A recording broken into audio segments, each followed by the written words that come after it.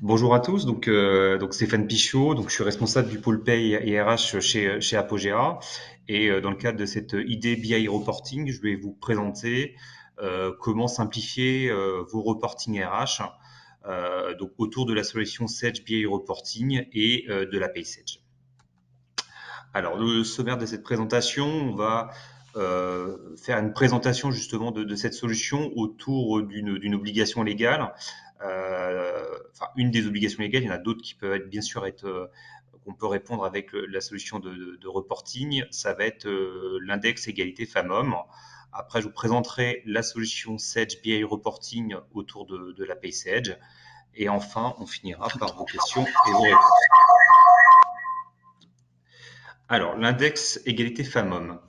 Donc déjà un petit rappel au niveau du légal. Donc c'est une nouvelle obligation pour toutes les sociétés de plus de 50 collaborateurs. Donc c'est issu du décret du 8 janvier 2019. Il y a déjà eu un certain nombre d'obligations pour limiter les écarts entre l'égalité entre les hommes et les femmes. Et donc ce décret vient de apporte une nouvelle obligation pour les employeurs, c'est de calculer un index euh, pour l'égalité femmes-hommes. Donc cet index, en fait, il y a deux types d'indicateurs suivant la taille des structures. Donc les moins de 250, on va avoir un index sur 4 indicateurs qui sera calculé sur 4 indicateurs. Et pour les structures de plus de 250 collaborateurs, on va avoir un index sur 5 indicateurs.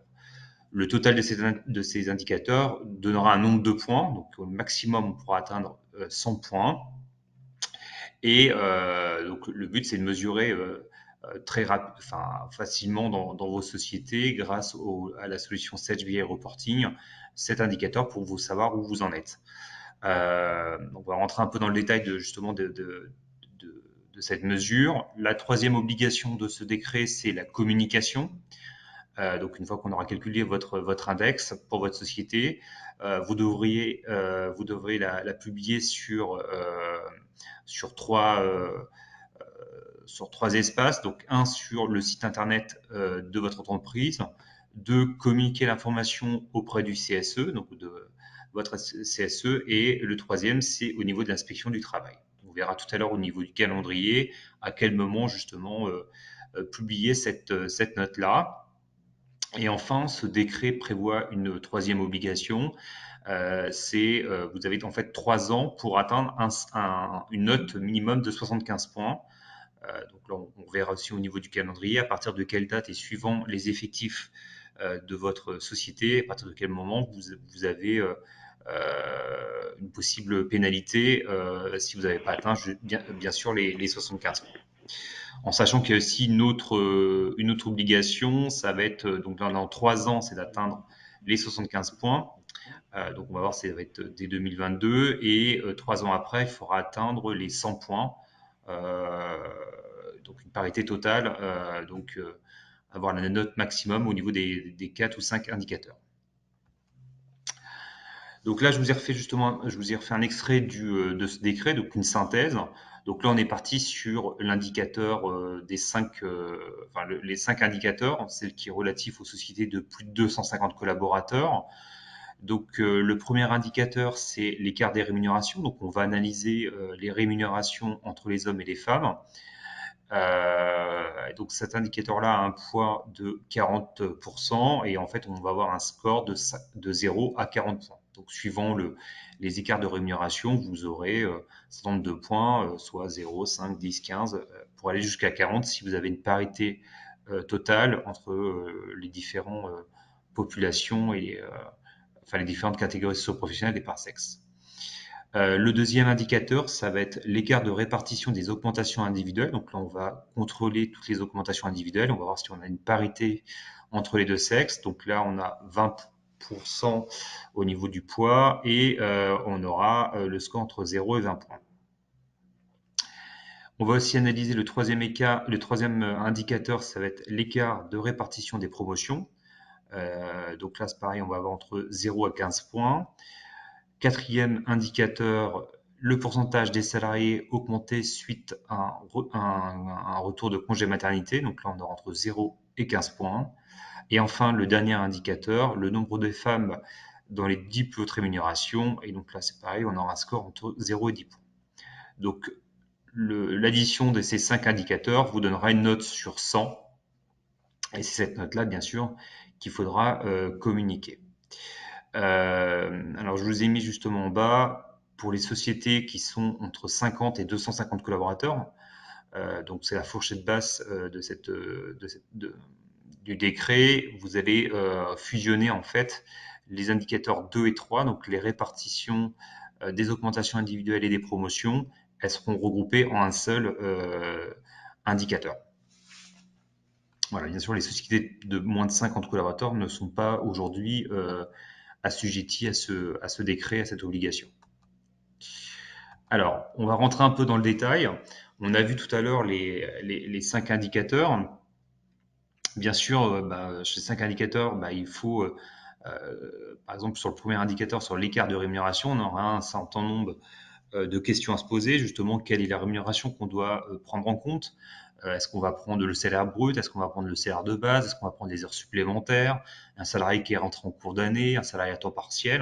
Donc, il y a un certain nombre de questions à se poser. Donc justement, on va pouvoir, grâce à l'état dans Sage BI Reporting, on va pouvoir justement automatiser et adapter l'état du calcul de l'index égalité femmes-hommes à votre plan de paye, et on va venir indiquer justement les rubriques qu'on va prendre en compte dans l'écart de rémunération. Là, je vous ai remis une petite synthèse. Bien sûr, les équipes Apogea sont là pour vous paramétrer et automatiser cet état. Donc là, on va avoir le salaire de base et on va rajouter en fait tout ce qui est un certain nombre d'accessoires, notamment les avantages en nature. Et on va reconstituer, en effet, si le salarié n'a pas été présent sur toute l'année, on va le reconstituer sur une rémunération annuelle brute. Et on va aussi reconstituer si le salarié est à temps plein, de façon à pouvoir comparer une rémunération équivalente entre l'ensemble de nos collaborateurs. Deuxième indicateur, ça va être sur les écarts de répartition. Donc, on a vu que le premier indicateur, c'est principalement, en fait, on va auditer votre plan de paye et on va venir récupérer, en fait, quels sont les éléments de rémunération du salaire brut qu'on va prendre en compte pour l'écart de rémunération. Concernant le deuxième indicateur, donc les écarts de répartition des augmentations, et le troisième indicateur, les écarts de répartition des promotions individuelles, là, on va avoir en fait une nouvelle fonctionnalité. Donc, c'est apparu avec la version 3 de la PaySage. Vous avez des nouvelles fonctionnalités dans la PaySage qui vont nous permettre d'automatiser justement ce qu'on n'avait pas forcément ces informations-là auparavant dans la PaySage. Donc, il y a des nouveautés qui ont été intégrées, donc de nouvelles fonctionnalités à adapter bien sûr. Donc, on va justement avoir des nouvelles zones dans la fiche du personnel pour pouvoir calculer correctement ces deux indicateurs. Sur le quatrième indicateur, donc le nombre de salariés augmenté suite à un retour de congé maternité, là les éléments, on va récupérer déjà les informations si le salarié est en congé maternité, donc la nature d'événement, et là on aura un mix des deux, donc le paramétrage de votre dossier, et bien sûr on aura une nouvelle information qui sera aussi saisie dans les bulletins salariés si le salarié est à un retour de congé maternité. Donc là, c'est aussi une nouvelle fonctionnalité qui est apparue en V3 dans la PaySage. Et enfin, le dernier indicateur, donc là, c'est le plus simple. On avait forcément déjà l'information dans la PaySage. On va calculer donc la proportion des femmes et des hommes parmi les 10 plus hautes rémunérations. Et on va avoir un peu la même dynamique que le premier indicateur. On va analyser justement sur du temps plein et on va reconstituer éventuellement s'il y a des salariés qui sont à temps partiel de façon à avoir un indicateur cohérent. Donc voilà, on peut totalement avec la version V3 qui est apparue il y a un an et l'outil de BI, on va pouvoir justement calculer les 5 indicateurs pour calculer l'index égalité femmes-hommes. Alors, avant de voir un petit peu comment est construit cet état, je vais vous représenter le calendrier issu de ce décret de 2019.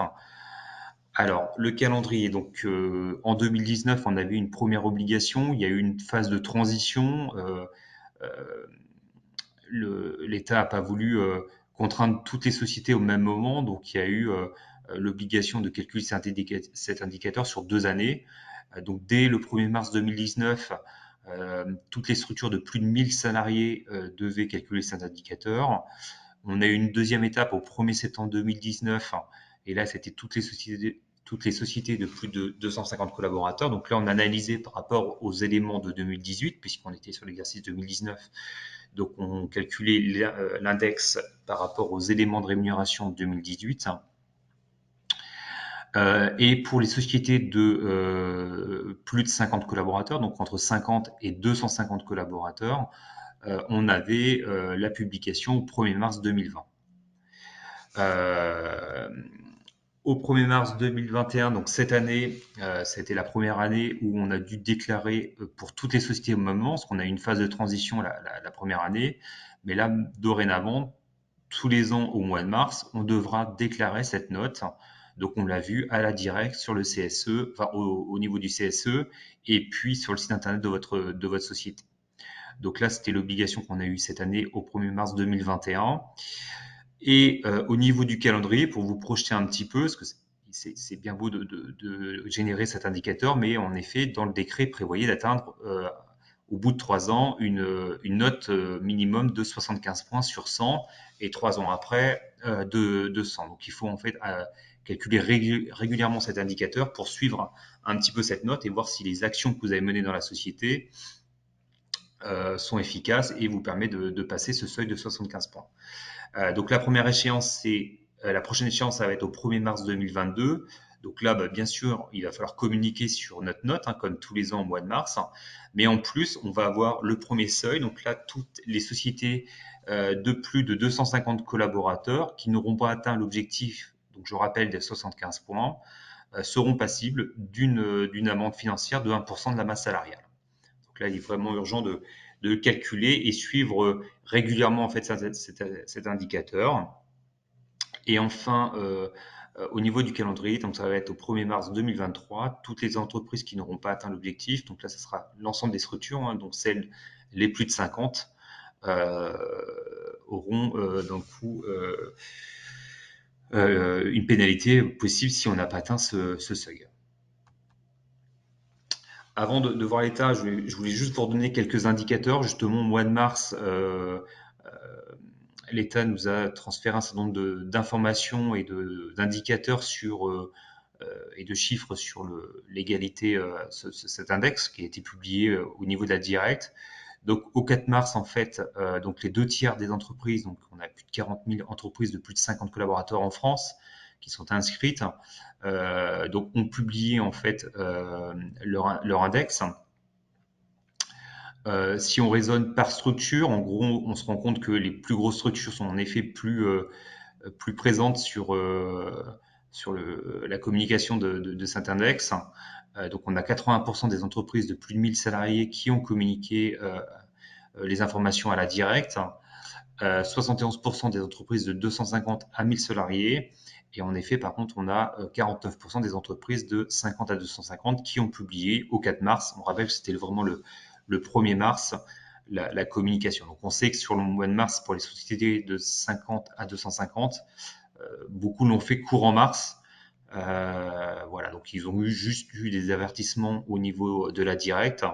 Et bon, ce sera intéressant de voir l'indicateur à la fin de l'année pour voir si courant mars, il n'y a pas eu d'autres publications au niveau des entreprises. Alors, Stéphane, Oui. je me permets, nous avons une petite question qu'on peut y répondre, je pense, en live.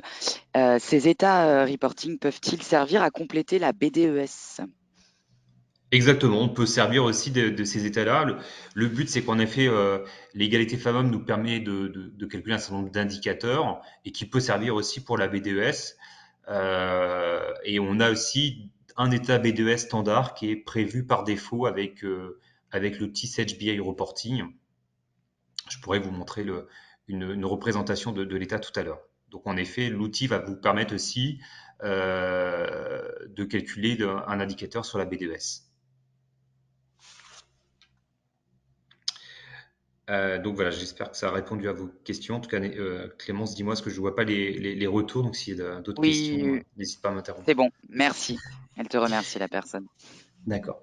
Donc l'édition 2020, alors concernant les notes, donc sur l'édition 2020, donc qui a été communiquée au 1er mars 2021, donc au niveau des notes, la note moyenne est plus importante que, on va le voir par rapport à l'édition 2019.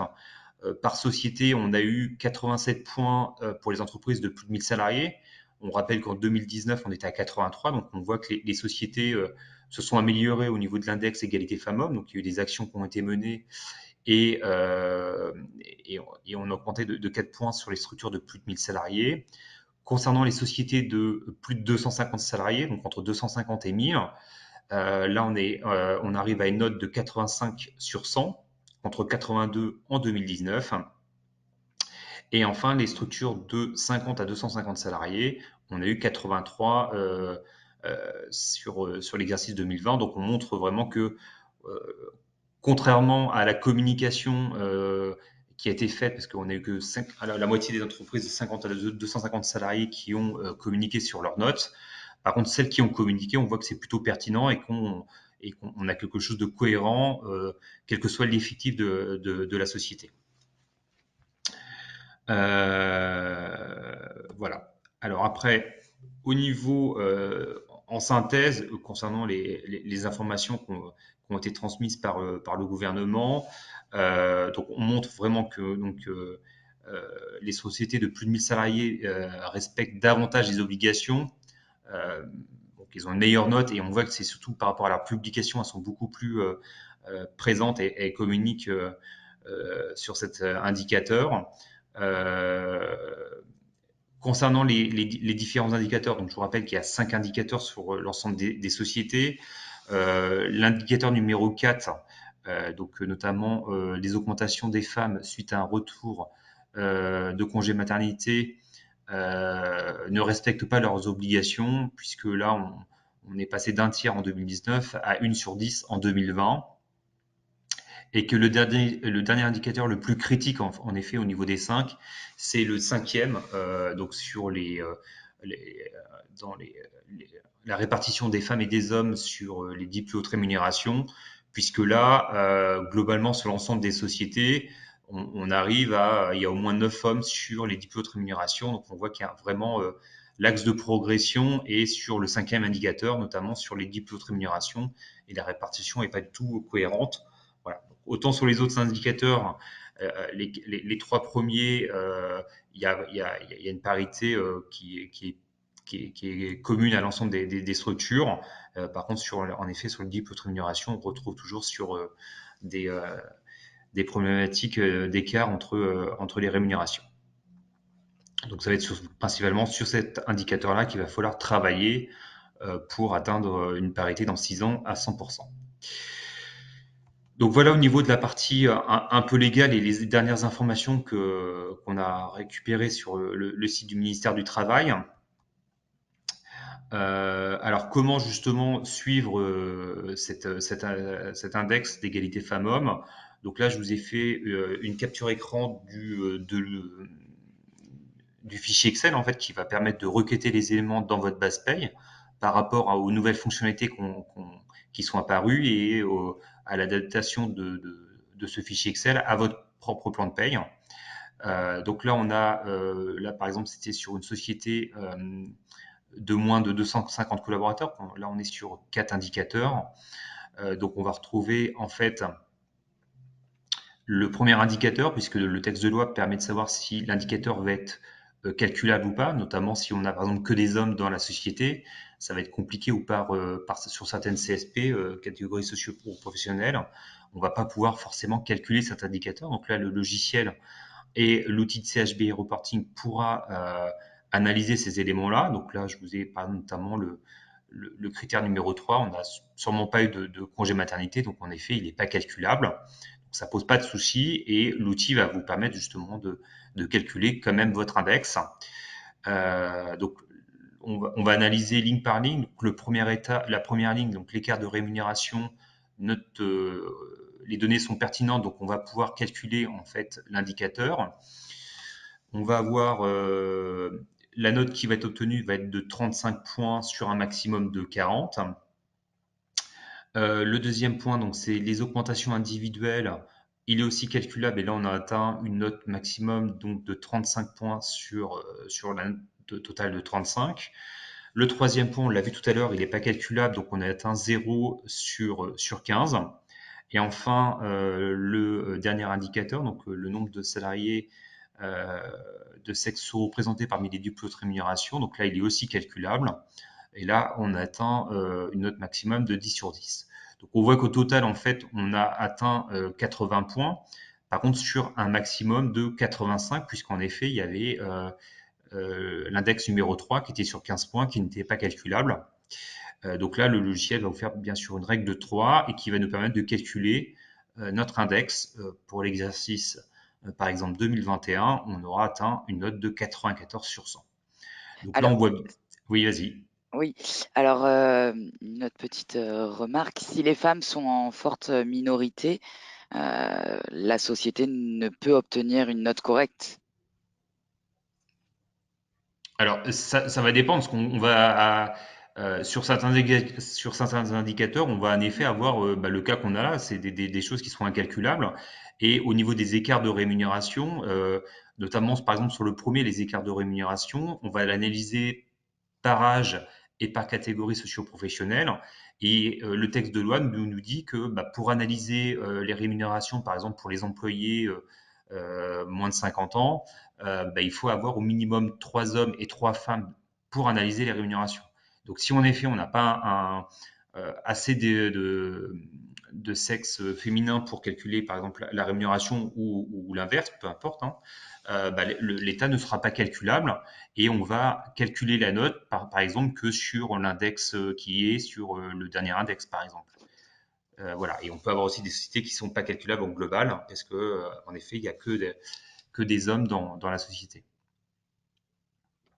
Donc en fait, même si sur certains indicateurs, vous avez des éléments qui sont incalculables, on aura, on l'a vu dans cet exemple-là, on va pouvoir le recalculer avec une règle de 3 et on va avoir une note sur 100 et on va reprendre cet index pour le publier sur le site de l'inspection du travail. Merci Stéphane. Voilà, donc là, c'était, je voulais vous présenter en fait par rapport à un cas concret en fait, hein, donc cette obligation de calcul d'index tous les ans au mois de mars, de vous présenter en fait la solution Sage BI Reporting. Bien sûr, cette solution-là va bien plus loin que créer euh, un état autour de l'égalité femmes-hommes. Déjà, la première chose, c'est que Sage BI Reporting, c'est un outil qui permet de créer directement sous Excel des tableaux de bord et on va aller directement aller récupérer des données de vos moteurs de base de données, de la PaySage en l'occurrence, puisqu'on là on l'a vu, mais pas que la PaySage. Et on va bien sûr, avec l'outil de Sage BI Reporting, aller attaquer d'autres types de bases de données, comme par exemple si vous avez la comptabilité Sage, la gestion commerciale Sage, les IMO ou la trésorerie, on pourra aller se créer différents états et aller récupérer un peu d'éléments sur la partie sociale et sur la partie économique. Donc le bon exemple, ça va être la B2S, puisque la B2S, on a une vision économique et une vision sociale. Et donc cet état-là, on va aller récupérer le chiffre d'affaires dans la comptabilité et les données sociales directement dans la PaySage. Donc voilà, on voit bien qu'avec Sage BI Reporting, on peut aller attaquer différentes bases de données.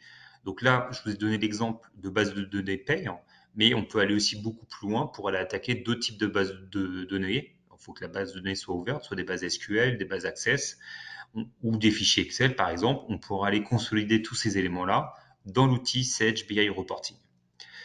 Alors concernant mon pôle, hein, le pôle paye, je vous ai livré, donné quelques états que Sage livre en standard.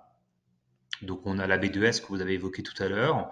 On va avoir par exemple le registre du personnel, des tableaux de bord, des indicateurs sur les effectifs, l'évolution des effectifs, la pyramide des âges, sur par exemple l'évolution de la masse salariale, sur l'absentéisme, Voilà, donc on va avoir différents indicateurs, des contrôles de paye, des contrôles d'audit de paye. On peut avoir voilà, toutes sortes d'états sur le bilan social. Et après, bien sûr, on va pouvoir adapter vos indicateurs RH et les paramétrer directement dans Sage BI Reporting de façon à ce que tous les ans ou tous les mois, vous avez juste besoin de rafraîchir l'état et que l'état soit déjà consolidé pour transmettre les informations soit à la direction, soit à vos élus dans le cadre du CSE ou pour vous piloter par exemple des indicateurs RH et paye. Donc voilà pour la partie Sage BI Reporting. Donc Sage BI Reporting, donc, je vous l'ai dit, donc, la permettre de collecter les éléments. Donc on va construire tous ces éléments-là sous Excel. On l'a vu que ça va pouvoir être autour de l'ensemble des solutions paye, puisque directement on a déjà un dictionnaire de créé pour l'ensemble des solutions Sage. Et après, si vous avez d'autres types de bases de données, bah là, il faut aller récupérer les champs directement dans vos autres bases de données. Alors, on va pouvoir se connecter en temps réel, alors sauf sur la paye, puisque sur la paye, on est sur une réplication de données. Donc, on n'aura pas forcément les informations en temps réel, mais on va pouvoir mettre une tâche planifiée tous les soirs pour synchroniser, par exemple, tous les nouveaux collaborateurs qui ont été créés dans la PaySage et les transférer dans l'outil de Sage BI Reporting de façon à ce que le lendemain matin, on puisse avoir, par exemple, les effectifs à jour. Après, sur la paye, c'est moins problématique parce que on est souvent sur des traitements mensuels. Et si on requête les éléments, on va souvent analyser les éléments, par exemple là, du mois à fin août, et pas forcément les éléments qui sont en cours de calcul au mois de septembre, puisque les payes sont faites en fin de mois. Ceci dit, il y a des tâches, il y a des planifications de tâches, et tous les soirs, on peut rajouter les éléments. Donc voilà, une petite particularité au niveau de la PaySage. Bien sûr, l'outil va vous permettre, via le module Sage BI Reporting Drive, partager ces tableaux de bord. Une fois qu'on va les avoir construits et connectés à nos bases de données, on va pouvoir les partager ces informations-là. Donc, soit les partager en consultation, par exemple à la direction, ou les partager, par exemple, dans le cadre du CSE sur la BDES, par exemple. Et donc, bien sûr, ces états-là seront consultables avec ou sans Excel. On peut aussi, bien sûr, générer un fichier PDF, par exemple, ou diffuser tous ces éléments-là par mail. Donc, tout ça, il y a des automates qui va permettre de diffuser, par exemple, si la direction veut toutes les semaines un tableau de bord sur l'évolution des effectifs ou de la masse salariale, vous pourrez diffuser ces éléments-là en automatique via l'outil d'automate. Donc voilà un petit peu les différentes fonctionnalités de Sage BI Reporting. Donc pour finaliser cette présentation, donc les bénéfices de Sage BI Reporting, donc c'est une solution 100% Excel. Donc auparavant, vous avez sûrement connu l'outil d'édition pilotée qui était sous Business Object. Voilà, l'avantage là, c'est qu'on est vraiment sous Excel, donc c'est un outil que vous maîtrisez, que vous utilisez tous les jours. Donc c'est beaucoup plus simple d'utilisation et d'administration. On va pouvoir faire du reporting sur mesure. Bien sûr, Sage livre des étapes par défaut, mais on va pouvoir bien sûr les adapter à votre plan de paye. Les informations sont en temps réel avec une petite bémol sur la Pay7 puisqu'on va avoir une réplication de base. Directement connecté en standard aux applications sensées, que ce soit la paye ou l'ensemble des solutions de la ligne sensée. Toutes les données sont agrégées pour l'entreprise et on va pouvoir partager toutes les informations à un seul clic à l'ensemble des personnes qui auront accès au module de BI Reporting.